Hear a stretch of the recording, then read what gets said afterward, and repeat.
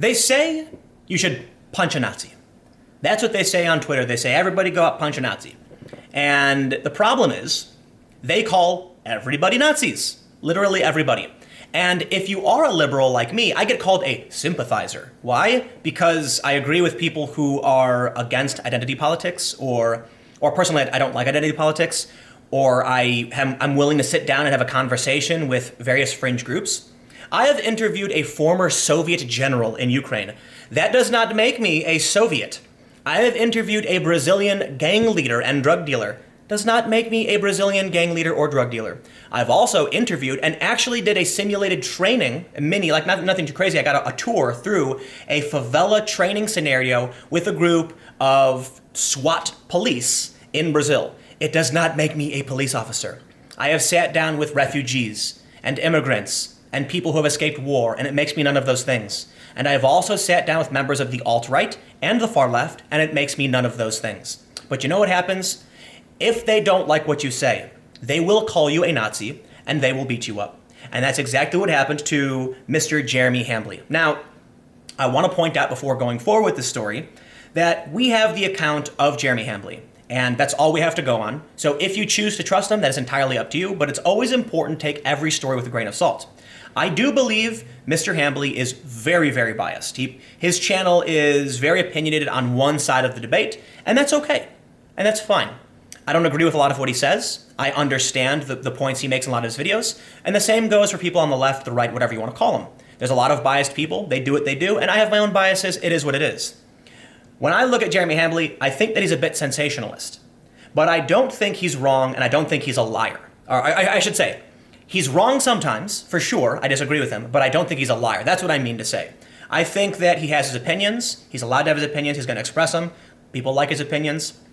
But I don't think he's going to lie about this kind of stuff, especially, based on what he does. There's something he believes in. He is somebody who believes he is fighting and reporting and talking about the things that he thinks are important. And there's a lot of people that do that on the right and the left. But I don't think he's a liar, and I think this is true for a lot of people. There are a lot of liars. But apparently he got attacked. So we have this video that he posted, and I'm just going to show a quick clip of it, because if you want to watch it, you can go to his page. I believe it's The Quartering is his YouTube channel. And I'm sure many of you may have already seen it, but we're going to talk about this. This is the window he punched in after not being able to continue to punch me. Here's some witnesses. Hey, did that guy just ask my name and then start assaulting me? Yeah, he said, hey, are you Jeremy Hambly? And you said, yeah, and he goes, fuck you, and reached over and started punching you in the head. Anybody care to disagree? No, I don't think anyone does. Exactly. Well, whether or not anybody's going to respond to him isn't necessarily proof. And what I would have said is, hey, tell me what just happened, and let them explain it, because that could be considered a leading question. But there is some social media sleuthing that suggests we now know what actually happened to Jeremy. Apparently, he was sitting at a bar called the Tin Roof, and let me just read what this story says. This is from Abounding Into Comics. They said, okay, I don't think this part gets into it, but basically he was sitting down, someone asked him his name, and then started wailing on his head. He said that the owner attempted to stop Jeremy from calling the authorities. Hambly was able to call the police and filed a police report.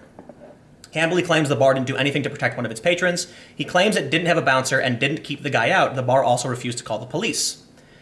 Fortunately, a number of bystanders interrupted the attack and were able to keep the guy away from Jeremy. The attack then decided to punch the bar's window because he couldn't get to him. And that's where the video starts, where we can see the window is a bit busted up. So, Jeremy posted an update. Let's take a quick look at what he posted on Twitter. For those of you asking, I'm okay. I don't want to go to sleep in case I have a concussion. And I also don't want to go to the hospital because it's going to cost me $2,000 and they're never going to fucking find this guy. And the bar didn't want to pull the security footage. The bar didn't want to cooperate with the police. So this will just be an unsolved assault. So this is what happens when everyone becomes a Nazi. And this is what's so scary about it. The far left views anybody to the right of them as far right because they are so far left. Look, if these people are communist, socialist, and anarchist, anarcho-communist, Then they're going to look at liberals who disagree with identity politics and say, you're a Nazi. And this is exactly what happens to people like Jeremy. But apparently, this was about him saying something about Anita Sarkeesian. So this happened in Indianapolis. He posted a photo and he circled the guy. I want to be careful about revealing too much information lest YouTube take it out on me. But apparently they found out who this guy was. And what happened is this guy, who goes by the name Cheshire Golem, tweeted, "Heads up on this trash fight of a man. He's tried for media passes in the past, and I believe he's been rightly rejected." Then he pinged this guy, Prettiest Matt. "Heads up, Jeremy is a blight on the MTG and comic community." And he highlighted this tweet from Jeremy, where he said, "With all the amazing options to bring as a guest of honor, Gen Con chooses to bring a scam artist and the most divisive person in gaming, what the fuck?" And he's referring to Anita Sarkeesian. Well, apparently, let me see if they have this tweet in here. Okay, I don't know if the tweet's in here, but apparently this guy, Prettiest Matt, said something to the effect of, "If you don't like Anita Sarkeesian, like, come find me, I'll fight you." And apparently this is what they're alleging to have happened, that this guy knew that Jeremy Hambley was ragging on Anita Sarkeesian, so he showed up and started attacking him. Now, I will also add, I don't know to the extent that Jeremy was attacked. Apparently got punched in the head several times. He said he doesn't want to go to sleep because he might have a concussion. I don't know if that's true. I think if you get a concussion, you're supposed to lay down and go to sleep. I think it's like a movie myth, but I don't know. Don't take my word for it. I'm not a medical doctor, though I do have first aid training for combat situations. Maybe I should brush up on my first aid. But the problem here is, let me segue a bit, okay? It's a problem that people are being attacked, being accused of being Nazis, and being randomly assaulted at events like this. But what I really want to talk about is why I'm just kind of fed up with this culture and this aspect of gaming. I never considered myself a gamer, but I've been playing Magic the Gathering since I was a small child. In fact, I've got all my cards. They're actually up there. You can't really see them. I have an Alpha Bolt. You guys know what Magic the Gathering is? I got an Alpha Lightning Bolt. So proud of that. It's like the one card. It's not that it's like the best card ever. It's just so cool to have an iconic card like that. So I like Magic, but this kind of stuff is what makes me want to stay the hell away from it. One of the most powerful aspects of Magic the Gathering. Okay, let me back up. Jeremy Hambley is a personality who got banned from Magic the Gathering, and that's where he got started. Now he talks about a lot of social justice and gaming issues. The thing about Magic is that the cards are very valuable. I believe that right now the Alpha Lightning Bolt sells for like $500. I bought it a while ago for a lot less than that. So there's a secondary market where cards are valuable because they're hard to come by. I believe that the secondary market of Magic is going to collapse due to this.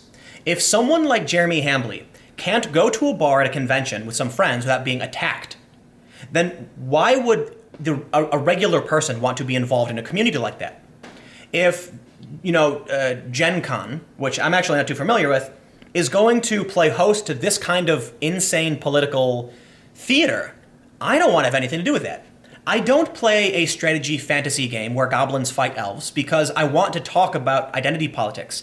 I do it because me and my friends sit around watching TV, movies in the background while we just have fun, play games, have a slice of pizza, some beers, and it's a fun game. It's like a board game, essentially. It's strategy, you could build your own deck, and it's very versatile, so there's a bunch of different ways you can have a good time with your buddies. But when it comes to this, do I want to bring my cards to an event where people are getting randomly attacked? Of course I don't. And as anybody else. Then you have instances like there was a store called, I think it's called the Store of Fire and Dice. Very clever name. And apparently they got booted from, the Wizards network because they have like Keck flags and things like that. I don't care what you got in your store. If you're going to put something in the store that I find offensive, I probably just won't go there. But I don't find that stuff offensive, and I just want to buy my game cards and play with my game with some friends. I'm concerned the value of Magic the Gathering is going to die. I'm concerned that the culture war and physical violence is now bleeding out into fantasy gaming, tabletop gaming. I get it. If Patriot Prayer and the Proud Boys are going to show up in the middle of the street and box each other. I get it if Antifa says they're going to confront the Proud Boys. I don't understand why someone who is just a loud and obnoxious opinion guy, I don't understand why they can't just go to a convention and mind their own business without some loony dude coming up and punching them in the head. I will say, we don't know exactly what happened, but I don't have reason to believe that Jeremy is lying here. And he posted the video, and there's people in the video saying it happened, so I believe it. But considering this is an instance of divisive political issues, I do think it's fair that everyone takes a grain of salt, takes these stories with a grain of salt. Because it could be that, look, Jeremy was attacked. He was the person getting hit. So he's probably going to be biased on his own side. I would be concerned if he wasn't. And that means maybe someone who doesn't know who he is or who his friends are might say, oh, the guy got bopped in the head a few times. I don't think it was that bad. We don't know. But I always take into consideration where your information is coming from. Like I said, I don't think he's lying. But we have one source of information on this. All that really matters is that you could be a YouTuber who has the wrong opinion and someone will attack you for it. And you never have the right to attack somebody based on what they say. And that's what's really scary about this. So anyway, just another ranty video where let me just end by saying this. I talked about how the culture war is moving beyond the event horizon. And what I mean by that is it's the point of no return, right? The event horizon is where you get too close to a black hole, you can't get out. It's impossible. I wonder then, if someone like Jeremy Hambly, who is just a loud opiner of YouTube, who is considered, yeah, people don't like him, but he's just a YouTube guy. It's not like he's going out and like leading marches or anything like that. He's not a Proud Boy.